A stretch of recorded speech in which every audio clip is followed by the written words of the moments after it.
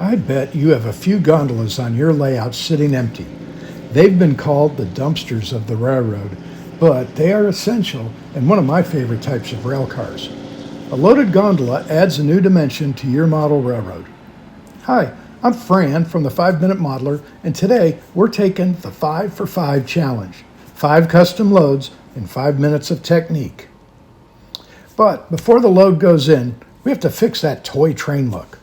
Real gondolas are rusted, banged up, and since they have no tops, they often catch rain. So for the inside, we want to scuff the inside with rust and dirt colors. Most of the original paint wears off in service anyway. You really can't mess this part up.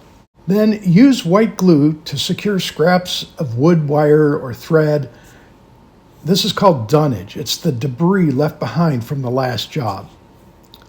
And then here's a trick you rarely see. Paint a small corner black. Add a ring of rust-colored paint around it. Then hit that black spot with 2 coats of gloss medium or Mod Podge. It looks exactly like stagnant water with nowhere to go. Now every load is going to start with a base. I'm using 0.010 inch styrene for my base. But here's a tip. Not all gondolas are the same size. So measure your Atlas, Kato, Bachmann, Microtrain cars separately. Cut the styrene slightly narrower and shorter than the car so it is easier to put in and out. Then I use rattle cans to spray these grunge colors, red primer, black, gray primer, so that they disappear into the car floor when inserted. Now, if you need to add a little weight to your cars, and we know N-scale gonds can be light, in most cases, you can carve out the base or simply build the load around some extra weights. It keeps the center of gravity low and your car's on the rails. The first load we're going to build is compacted aluminum. I make 2 balsa wood blocks about 1/8 inch short of the car length. You should be able to fit both of them in the gondola with space on either side. Rather than create individual bales, I actually score lines every 1/2 inch with the hacksaw blade, about 1/8 inch deep. Wrap it in wrinkled aluminum foil, dull side up, and then use your fingernail to press the foil into these score lines. Glue these two to your styrene base, and you've got a high-value scrap load for pennies. The next load is old wheel sets. If you've upgraded your wheels, you likely have a boneyard of pizza cutters or plastic wheels. I remove the wheels from their axles. Then I lay a thick bed of white glue, I use Eileen's tacky glue, on your base and randomly stack the wheels in layers. To save on inventory, you can glue a piece of 1/16 inch paperboard under the base to raise the floor.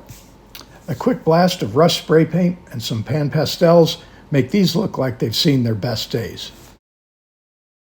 The third load, I'll call it the scrap bin special. I keep a cup of scraps, tiny bits of styrene, wire, and wood, no longer than 5 scale feet. I pre-color these with a rust-colored paint. Again, I spread a layer of glue on the base, then I add the junk. I'll add more as needed, and then once dry, I'll use a pipette to add diluted white glue, like Elmer's, to secure all the pieces. Once that dries, touch it up with spray bombs and rust-colored chalks or pan pastels. It's the ultimate freeload. The next load is sheet steel. I cut 0.020 styrene into 1.5 inch by 1/2 inch rectangles. I then use thin styrene strips as spacers between the sheets. Once glued and sprayed with gray primer, I add the tie downs using black threads secured with a drop of CA glue on the underside. It's a fine detail that really pops in N-scale.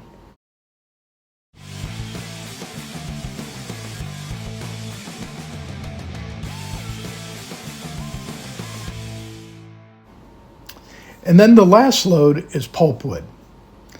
For this, I actually use twigs from my yard cut into 1/2 inch pieces with pruning shears. I glue the first row to the base, And after it sets up, I add another layer of glue and spread it out along the layer of logs, then add more logs. Rinse and repeat until you get to the desired height. I add logs vertically on the ends to use as stakes. This allows for a high over the walls load and adds great texture and a natural look to it. So did we do it? 5 loads, minimal cost, maximum detail? I'll build several of these at one time.